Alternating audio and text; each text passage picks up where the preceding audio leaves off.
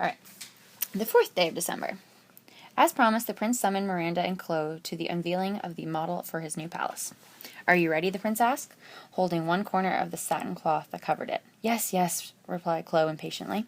Miranda nodded her head, and the prince lifted the cloth from the model. She was amazed. She hadn't expected the model to be so elaborate. 40 rooms, boasted the prince.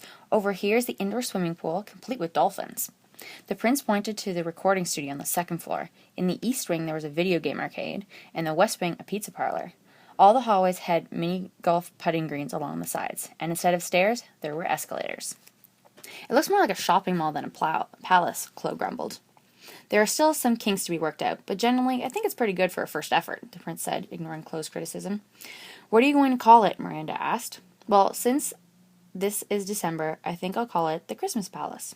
So what do you think of it, Miranda? I'm not sure. Speaking as a future architect, I think it could be either a dream come true or a total nightmare. Either way, it is impressive. Chloe was not impressed. Your Highness, I have served this family for many generations. I have served your father and his father before him. I have never had a reason to question the judgment of my monarch until today. Your plan to destroy all of the beautiful palaces in the kingdom and to replace them with this flimsy tinsel fortress is ridiculous. The prince did not take kindly to criticism. Still, Chloe had his trusted advisor and guardian.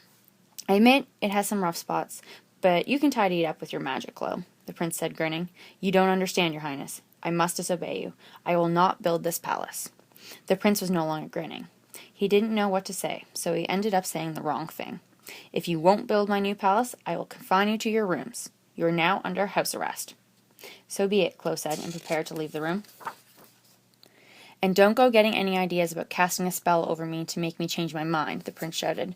Now that I have made you a prisoner of the royal palace, your magic has no power over me. It was the truth. Chloe had become a prisoner and had lost all his magical powers over the prince. Miranda watched silently as 2 guards escorted Chloe out of the room. Then she exploded. You're a bully, your highness. You always were and you always will be. Calm down, Miranda. Lighten up. Chloe will come to his senses. In a couple of days he'll calm down, and everything will be back to normal. Haven't you learned anything from Uncle Chloe? Miranda asked impatiently. He never changes his mind once he's made a decision. Your new palace will never be built. It will be built, Miranda, and it will be built and finished by Christmas. Miranda flashed an angry glance at the prince. What do you mean? Chloe told me you switched your studies at school. He said you want to become an architect. He also told me that you've come home early to work on a project. So, what could be more glamorous than building my Christmas palace?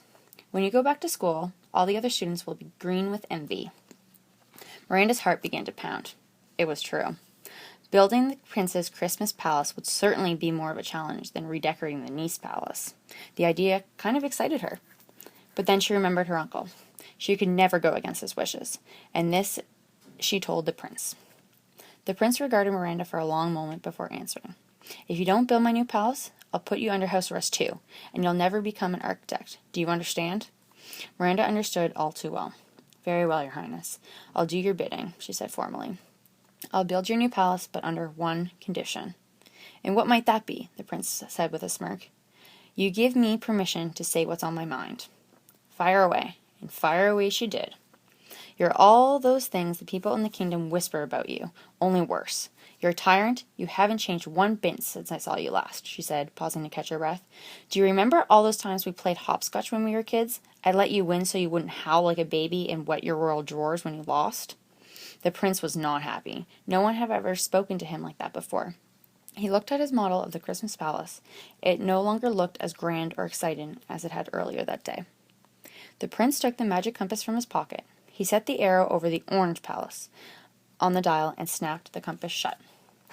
My Christmas palace will be the only one in the kingdom, he shouted, as the orange palace far across the kingdom suddenly vanished. Meanwhile, at Troll Castle, on the other side of the kingdom, Fanica was stirring her vat of boiling milk.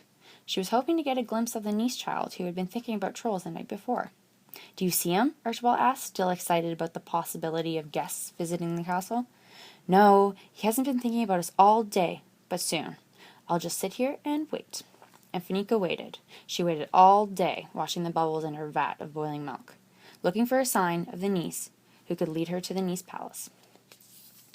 While Fanica searched her vat of boiling milk for a sign of Clipper, Pendulum, the watchmaker, was out in the courtyard of the White Palace where he lived. Normally, he would not venture from safety of his workshop, but the events of the last couple of days had disturbed him. Earlier that morning, Pendulum had traveled through the burrows that linked all the palaces in the kingdom.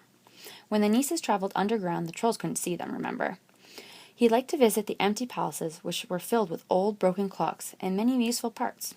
Today, he had gone to the Orange Palace to collect some screws and levers, but when he popped up from the burrows, the Orange Palace was nowhere to be found. First it was the Blue Palace, he said. Yesterday it was the Yellow Palace, and today the Orange Palace. If this continues, there will be no palaces left by Christmas. I bet this is the work of the trolls of the Glen. It's a good thing I'm spending the Christmas with the nieces. We'll find a way of putting an end to the tricks of the trolls. Suddenly, the clocks in Pendulum's workshop struck the hour. I've been outside too long. I hope the trolls haven't picked up my scent. Pendulum hurried inside the White Palace to the safety of his workshop. But Pendulum had, indeed, lingered too long in the courtyard, long enough for Fanica to see him in her vat of boiling milk, and to hear of his plan to visit the Nice Palace. Fanica would pay him a visit of her own. She would visit the White Palace tomorrow and meet Pendulum face to face. Back at the Nice Palace, Clipper was still busy stringing the berries and popcorn into garlands.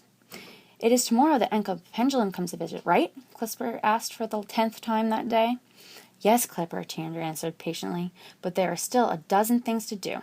Let's start by hanging these garlands." "All you need is a needle and thread, a bowl of popcorn, and berries," I said. "Start with the needle and loop the thread. Oops, turn it around, I meant the head. Through the popcorn, easy you see. Then string the berries, 1, 2, 3. Continue your chore, and before you know, look at your feet, they've covered the floor. Garlands, garlands, berries red and black, garlands, garlands, enough to fill 10 sacks." It had been another chaotic day in the kingdom, and tomorrow promises to be the same. How long will Chloe be confined to his chambers? What plan does Fanica have in store for Pendulum? Can Miranda really finish the new palace by Christmas? Until tomorrow, good night.